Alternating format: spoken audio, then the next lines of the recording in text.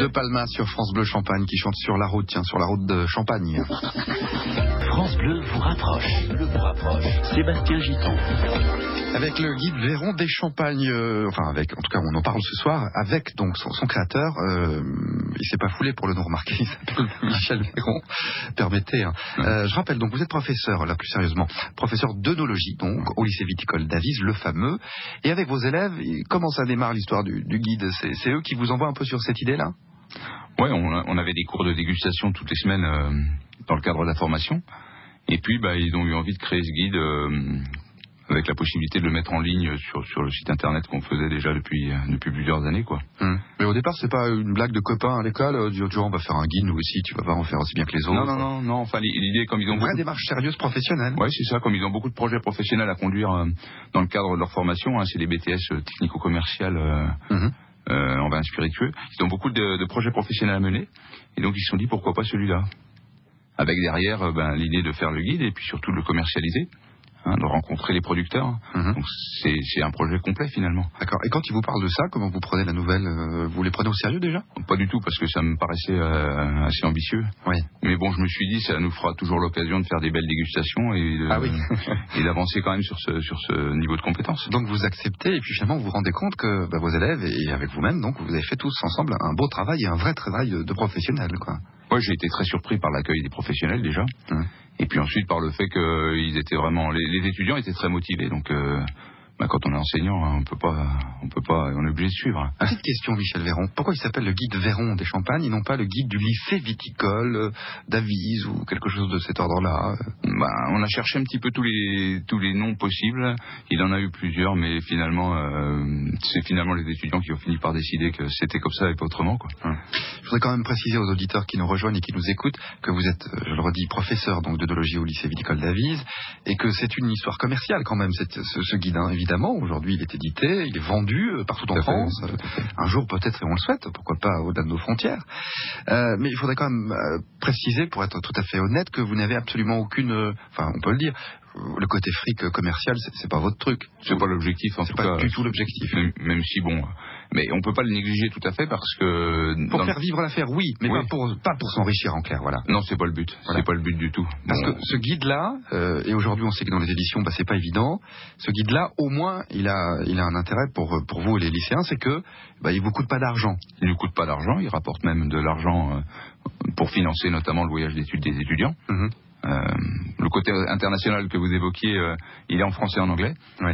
Et puis il est aussi à l'origine de nombreux partenariats, par exemple avec France Bleu Champagne, par exemple, ou Sommelier International, qui nous ont rejoints sur le projet depuis 1 an. Ça fait combien de temps qu'il existe le guide Véron? Alors ça fait 4 ans sur Internet. Et là, c'est le 3e qui sort avec le 2013. D'accord. Donc évidemment, vous le trouverez, vous qui nous écoutez, partout en Champagne-Ardenne. On le trouve en librairie. En librairie, à la FNAC. Essentiellement, voilà. Il est tout noir, pour ceux que ça intéresse, pour le reconnaître très simplement.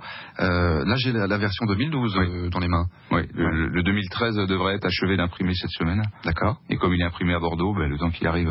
Ah oui. Dans la région. Très amusant votre histoire, parce que alors vous êtes prof d'œnologie, ici en Champagne, vous êtes originaire de Bourgogne et vous faites éditer votre guide à Bordeaux. Oui, parce que c'est quand même une histoire de vin là-dedans. Oui, c'est ça. Des régions viticoles finalement se rejoignent. Oui. Finalement, c'est une belle histoire à ce niveau-là.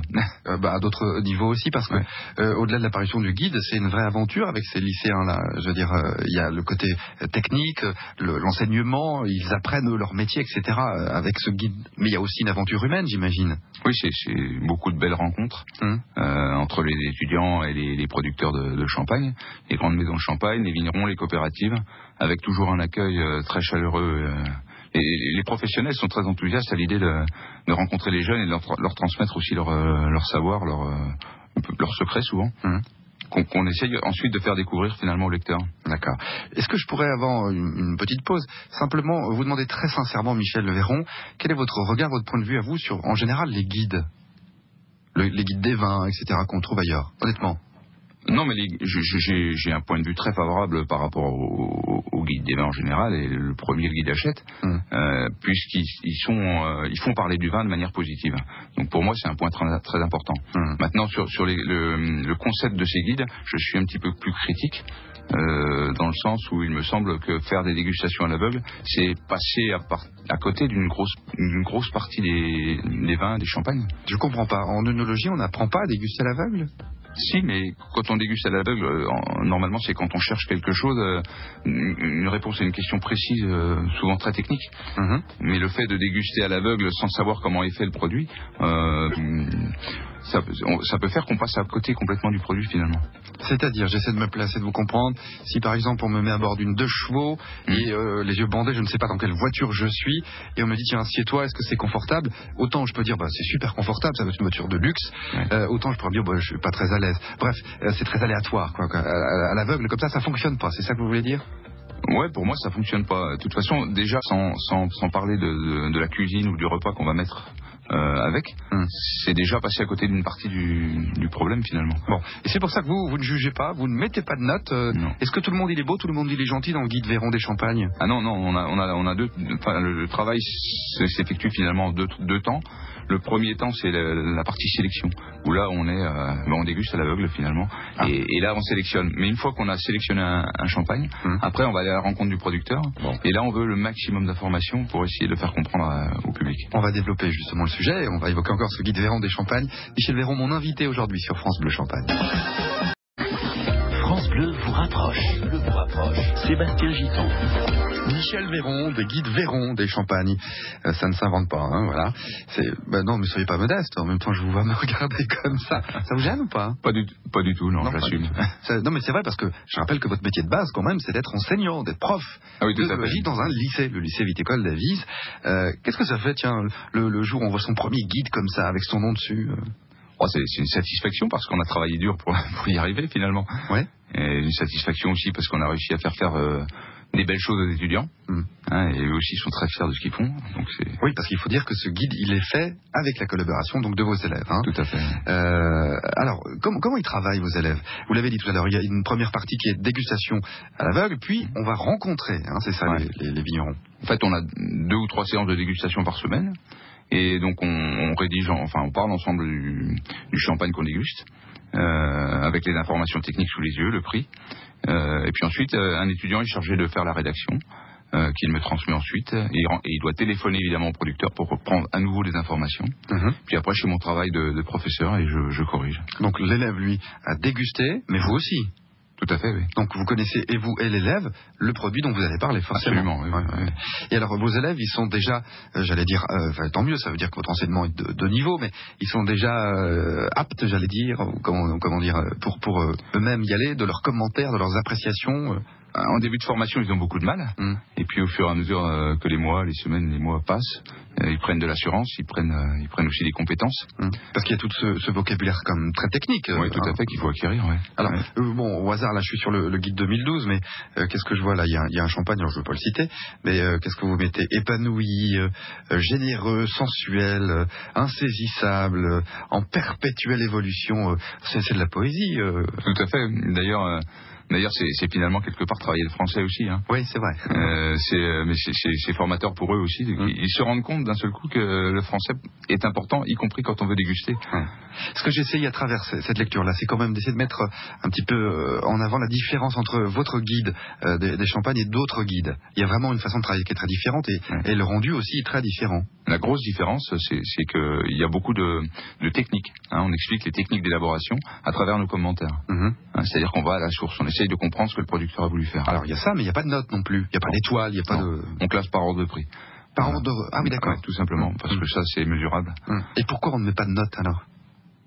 Parce que tout simplement, ça me paraît très difficile de mesurer une sensation, une émotion. Pour moi, c'est quelque chose que, je ne peux pas le faire. Donc, je refuse. Donc, pas de notes, pas de classement, note, uniquement ce classement par prix, quoi. C'est ça, ouais. D'accord. Et les cuvées les plus chères sont dégustées au cours de la traditionnelle soirée de dégustation des grandes cuvées de champagne dans le cadre du guide. Et la prochaine aura lieu le 12 avril 2013. Ouais. On peut dire le nom de la maison de champagne qui nous accueille. Ouais, allez-y, oui. Champagne Veuve Clicquot, à Reims. D'accord. Voilà. Bon, sur ce guide Véron, c'est la troisième édition, papier. Oui. Ça existait déjà sur Internet. Le site Internet existe toujours. Oui, c'est guide Véron Champagne. Oula, attendez. Je sais plus. Oui. Guide véronchampagne.fr. Voilà, c'est ça. Déguster du champagne toute la journée, c'est fatigant quand même. Oui. Il faut le dire. Vous êtes en pleine période de vendange d'ailleurs, tiens, en ce moment au lycée viticole. Tout à fait. On a commencé lundi. Oui. Donc là, on est en pleine période de vendange. Nos élèves, nos étudiants sont dans les vignes pour récolter le raisin. Oui. Alors ce sont des travaux pratiques. Tout à fait. Des stages. Oui. Et qui aboutissent aussi à un produit. Exactement, puisque le lycée viticole dispose d'une coopérative des anciens élèves du lycée viticole justement, et donc on élabore le champagne du lycée, le champagne Sanguin, qui est également commercialisé par les étudiants. Voilà.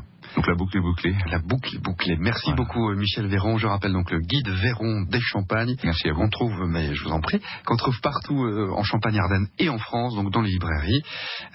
Édité, tiens, on n'a pas donné l'éditeur. Vous avez un nouvel éditeur, je crois en plus. Oui, on travaille avec Sommelier International et l'éditeur c'est le collectif Photo Reims. D'accord, voilà. Merci, bonne soirée, bon retour. Merci à vous. À bientôt.